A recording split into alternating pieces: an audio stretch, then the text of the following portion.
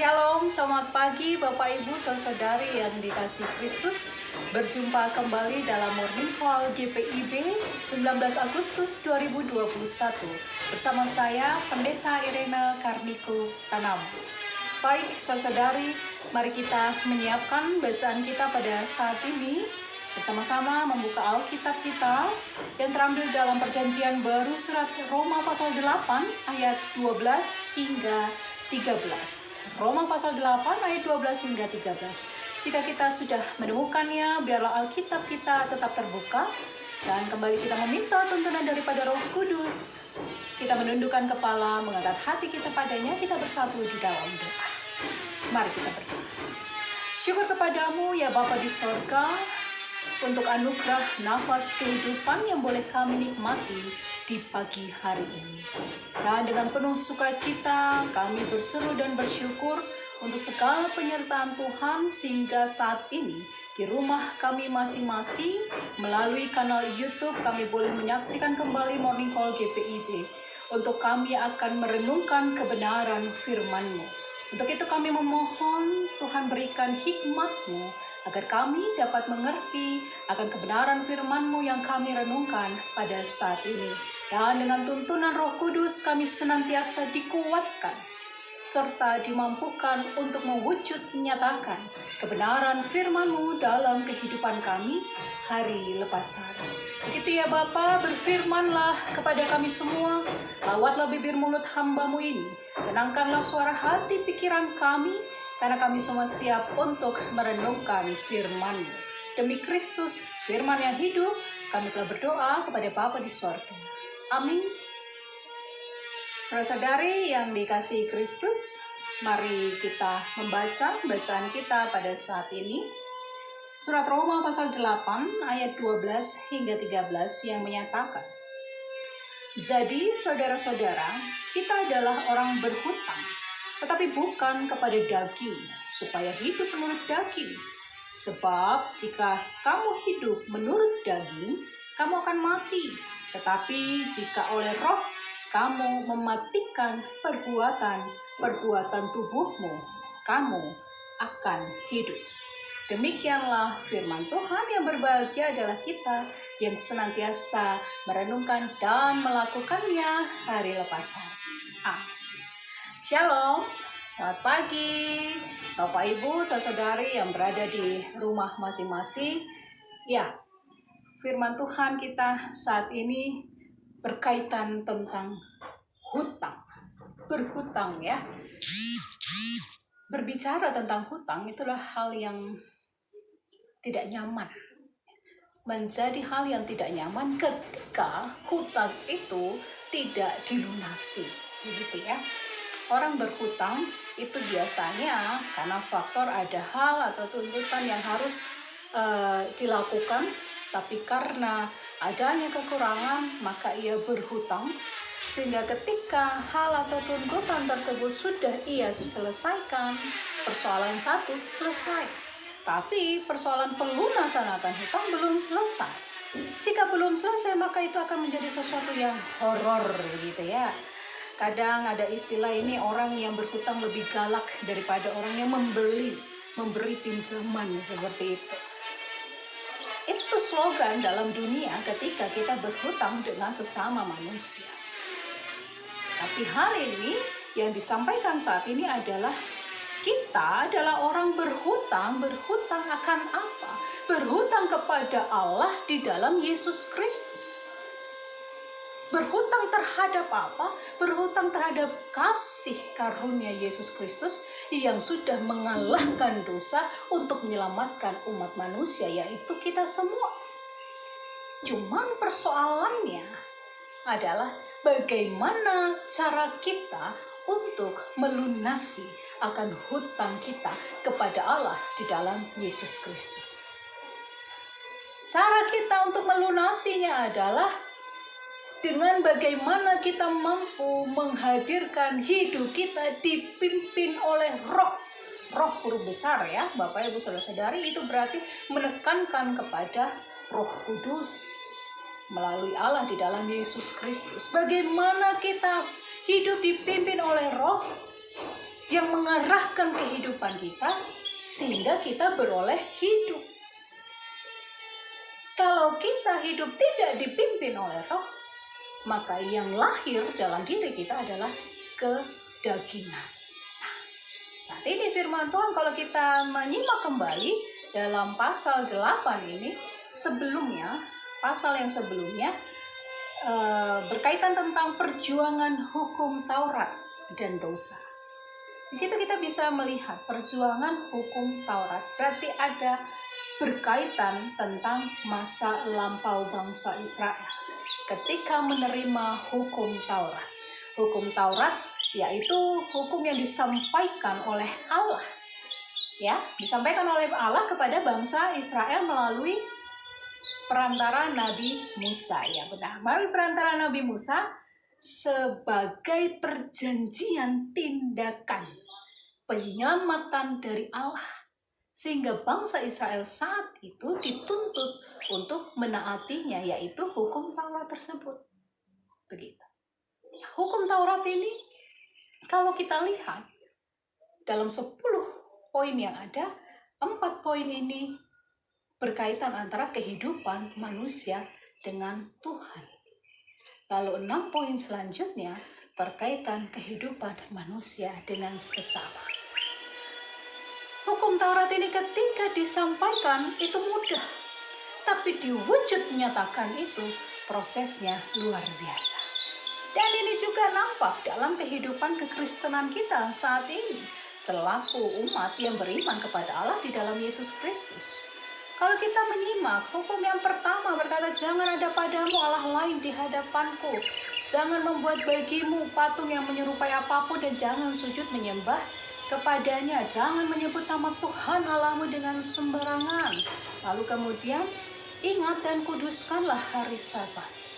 4 poin ini berkaitan kehidupan manusia dengan Allah. Jika keempat ini tidak dilakukan, maka merujuk bahwa kehidupan komunikasi kita dengan Allah itu jauh.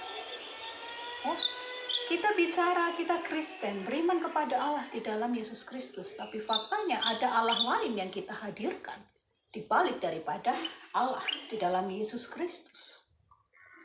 Berhala. Sekarang banyak orang Kristen yang tetap memegang okultisme, memegang kuasa-kuasa lain di luar daripada kuasa Allah, kuasa iblis, setan. Kekuatan-kekuatan hanya untuk tujuan, yaitu keinginan daging yang terpenuhi. Target tujuan hidupnya yang instan, segera instan. Bahkan lewat kekuatan itu, mereka mampu melukai sesama mereka dengan sebuah sikap yang tidak takut akan Allah lagi. Tapi diingatkan dalam hukum Taurat. Dan juga ketika dikatakan jangan menyebut nama Tuhan Allahmu dengan sembarangan. Orang dengan serta-mertanya mampu berkata demi Tuhan dan lain sebagainya untuk menyatakan statementnya itu benar diakui. Padahal salah adanya. Ya, agar nampak diakui dan mempertegas demi Tuhan. Dia mampu berkata demi Tuhan karena ia merasa Tuhan itu tidak nampak. Tapi hati-hati, Tuhan tidak nampak. Tapi Tuhan melihat setiap detail perbuatan kita. Dan dikatakan ingat dan kuduskanlah hari Sabat. 6 hari lamanya Allah menciptakan bumi dan segala isinya. Dan hari ke-7 Allah beristirahat untuk menikmati segala sesuatu yang sudah ia karyakan. Maka hal itu berlaku kepada umat. Yaitu di tengah kesibukan 6 hari lamanya, hari yang ke-7 umat diminta untuk duduk istirahat. Yaitu dengan merenungkan, merefleksikan kehidupannya untuk berseru memuliakan nama Tuhan lewat persekutuan. Lalu apa yang terjadi 2 tahun terakhir ini? Kita masih dalam situasi pandemi.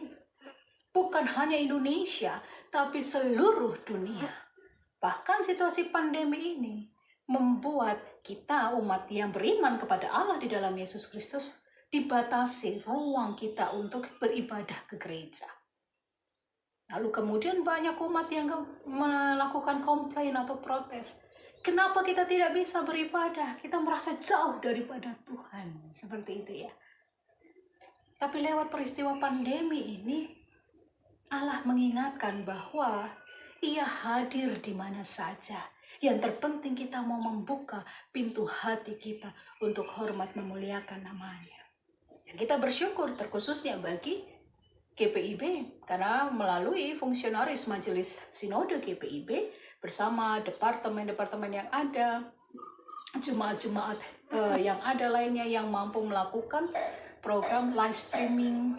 Jadi ibadah tetap berlangsung tapi bisa di rumah masing-masing dengan menyimak live streaming. Dan seperti Departemen Pelkes sudah menyiapkan morning call, night call untuk menjadi perenungan singkat seperti itu sejak masa pandemi. Jadi tidak menghalangi segala cara kita untuk hadir memuliakan nama Tuhan. Justru kembali kepada kita, maukah kita membuka hati kita dimanapun kita berada dalam situasi apapun untuk memiliki waktu memuji memuliakan namanya. Dan keenam poin selanjutnya adalah berkaitan kehidupan manusia dengan sesama. Hormatilah ayahmu dan ibumu. Ya. Kemudian dikatakan lagi, jangan membunuh, jangan berzinah, lalu jangan mencuri, ya, lalu jangan menipu, mengucapkan saksi dusta, dan yang terakhir jangan iri hati, mengingini apa yang dimiliki sesamamu. Kalimat jangan ini justru yang terjadi dalam kehidupan iman Kristen saat ini adalah dilakukan, bukan tidak dilakukan, malah justru dilakukan. Ya, jangan membunuh, banyak terjadi pembunuhan. Jangan berzinah, banyak terjadi perzinahan, baik di kalangan muda, bahkan di kalangan suami istri yang sudah berumah tangga. Sangat miris. Jangan mencuri. Oh, banyak terjadi orang-orang yang melakukan pencurian, begitu ya. Yang lebih bahayanya lagi, aset-aset gereja yang terjual atau dijual atau diambil tanpa sepengetahuan, itu kan bagian dari mencuri. Sudah tidak takut lagi. Lalu dikatakan jangan menipu, tetap melakukan penipuan, gitu ya. Kalau bahasa trennya sekarang hoax, menyatakan hal-hal di luar daripada kebenaran. Jangan iri hati, tapi tetap saja ada perselisihan, rasa tidak puas melihat yang lainnya seperti ini dan itu, akhirnya menuntut dirinya untuk bisa sama. Itu terjadi dalam kehidupan kekristenan. Karena ketika 6 poin ini yang harusnya jangan tapi dilakukan, maka yang terjadi hubungan keempat poin antara manusia dengan Allah menjadi rusak. Sehingga manusia-manusia ini yang melakukan hal-hal yang dilarang Allah, kehidupannya tidak lagi berfokus untuk hormat kemuliaan nama Tuhan. Maka lewat perjanjian baru Allah menghadirkan Yesus Kristus. Penekanan dalam Roma pasal 8 ayat 3. Ketika ia menghadirkan anaknya Yesus Kristus untuk dilihat secara mata manusia. Dan Yesus hadir sebagai teladan untuk menjadi contoh nyata. Apa sih sebenarnya yang Allah inginkan dalam kehidupan umat? Merendahkan diri, hidup berdampingan dengan sesama, saling menguatkan, mengasihi, menghadirkan damai sejahtera. Dan itu nyata yang Yesus hadirkan. Dan kalau kita boleh flashback sejenak dalam bacaan Matius pasal 26, ketika Yesus berdoa di Taman Getsemani, coba kita perhatikan apa yang ia lakukan. Ia sebagai anak Allah yang memiliki otoritas, tapi ia tetap merendahkan diri di hadapan Sang Bapa. Karena ia tahu perjalanannya ke depan por la via dolorosa itu tidaklah mudah. Sehingga ia sujud berdoa memohon kepada Sang Bapa. Jika cawan ini lalu daripadaku, tetapi bukan kehendakku, melainkan kehendak-Mu lah yang jadi. Ada sebuah keinginan Yesus, karena ia mengetahui itu berat, tapi ia juga menyadari semuanya itu terjadi atas kehendak Sang Bapa. Tapi ada sikap yang Yesus lakukan sebagai anak Allah. Ia merendahkan diri di hadapan Sang Bapa. Ia memiliki waktu doa. Ayat 40 dalam Matius 26 dikatakan, ia berkata kepada para muridnya, tidakkah engkau mampu berjaga-jaga dengan aku 1 jam saja? 1 jam saja. Yesus mengingatkan harus ada komunikasi. Dalam hari kita, satu hari itu kan 24 jam. Setidaknya mampu berjaga-jaga, berkomunikasi 1 jam saja. Itu berarti ada ruang waktu yang Yesus berikan kepada dirinya untuk menghadap Sang Bapa. Lalu bagaimana dengan kita?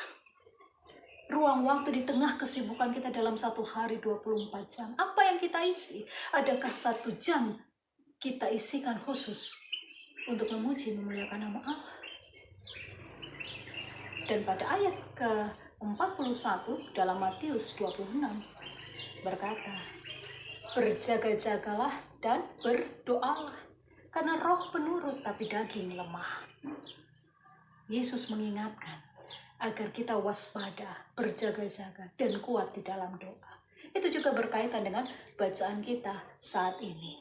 Ketika kita mampu menghadirkan hidup kita untuk dipimpin oleh roh Allah di dalam Yesus Kristus melalui penyertaan Roh Kudus, maka kita akan beroleh hidup. Hidup yang menghadirkan damai sejahtera, hubungan antara orang tua dengan anak-anak, anak-anak dengan orang tua, suami, istri, mertua, menantu, opa, oma.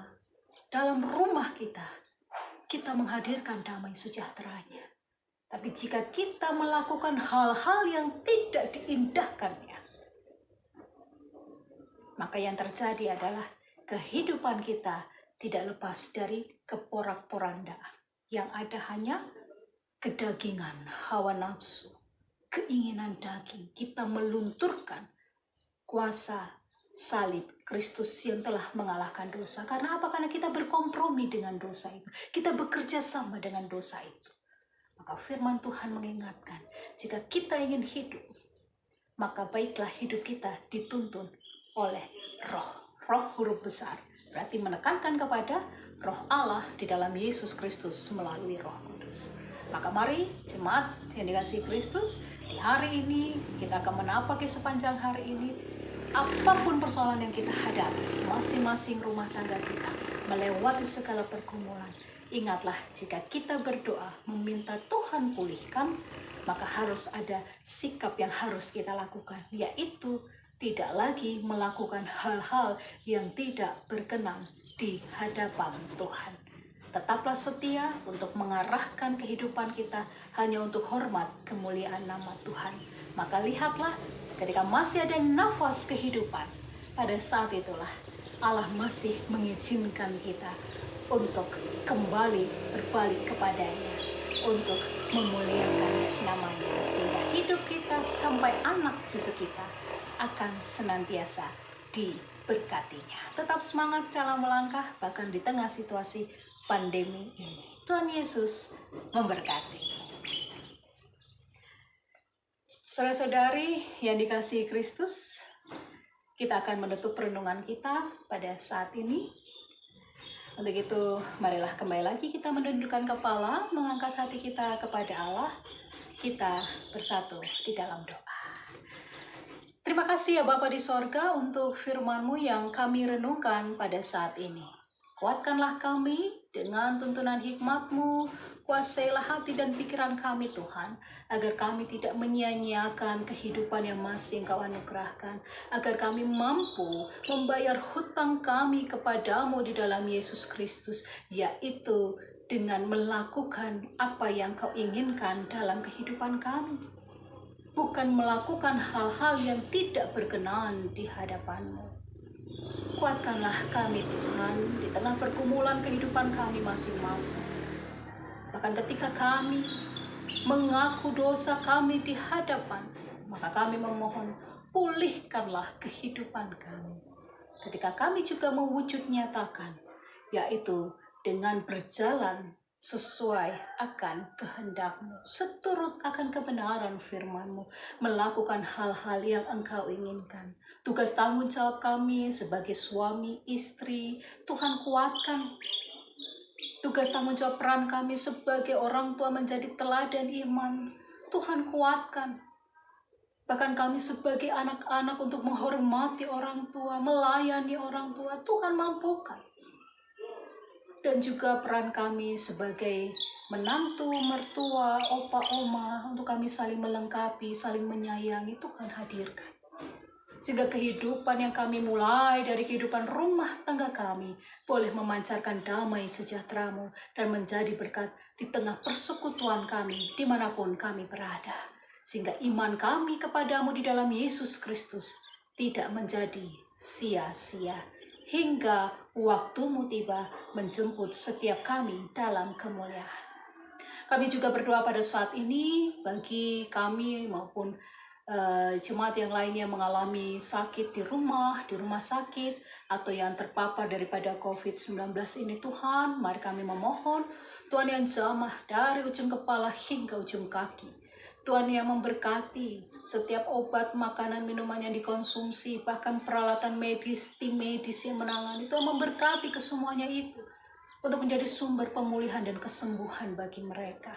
Di dalam nama Yesus, atas kehendak-Mu ya Bapa, kesembuhan itu boleh menjadi nyata. Kami juga mendoakan bagi fungsionaris Majelis Sinode GPIB dalam tugas tanggung jawab yang ada. Mari Tuhan, Kau tetap memberikan ketenangan hati dan pikiran, Kau memberikan kekuatan, kesehatan, hikmat penuh, dan juga umur panjang bagi setiap mereka dalam menjalani tugas tanggung jawab panggilan ini.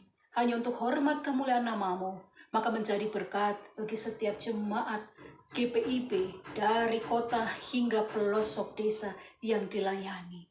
Tuhan juga memberkati akan karyawan kantor sinode dalam tugas tanggung jawab yang ada. Begitu juga seluruh jemaat-jemaat sinode GPIB yang berada di kota hingga di pelosok desa sebagai jemaat induk, Bajem maupun jemaat Pelkes, pos-pos Pelkes. Tuhan kuatkan kami, berikan kami kesatuan hati, sehingga dimanapun kami berada, senantiasa yang kami lakukan hanya untuk hormat kemuliaan nama Tuhan. Dan persekutuan kami pun sebagai jemaat GPIB boleh menghadirkan damai sejahtera-Mu ya Bapa.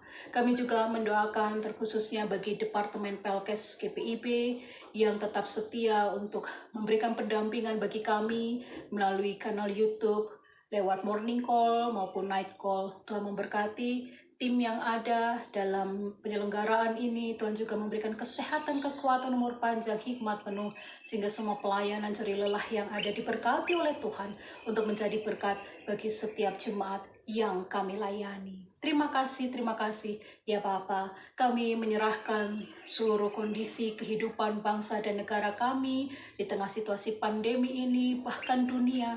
Mari Tuhan, atas kehendak-Mu lah kuasa pemulihan akan Tuhan nyatakan, dan kami boleh kembali lagi hidup seperti sedia kala. Ketika COVID ini berlalu daripada kehidupan kami, maka banyak hal-hal peristiwa yang boleh kami imani ketika kami telah melalui kesemuanya ini. Terima kasih ya Bapa di sorga. Inilah doa dan ucapan syukur kami. Kami menyerahkan seluruh kehidupan kami, rumah tangga kami, masa depan kami, persekutuan kami hanya ke dalam tangan pengasihan Tuhan. Karena bukan kehendak kami yang jadi atas hidup kami, melainkan kehendak Bapa di sorgalah yang jadi. Dan doa kami ini hanya kami sempurnakan melalui satu nama, yaitu anak-Mu Yesus Kristus. Dia adalah juru selamat kehidupan kami. Kami telah berdoa dan mengucap syukur kepada Bapa di sorga. Amin. Jemaat yang dikasihi Kristus, kita akan mengakhiri renungan kita dalam morning call saat ini. Tetap semangat dan tetaplah menjadi berkat dimanapun kita berada. Dan jangan lupa untuk subscribe, nyalakan lonceng, like, dan komen. Dan tetap setia selalu untuk menghadirkan sukacita damai sejahtera Allah yang kita mulai dari kehidupan rumah tangga kita dan terpancar di tengah kehidupan persekutuan kita. Salam sehat, Soli Deo Gloria, Tuhan memberkati.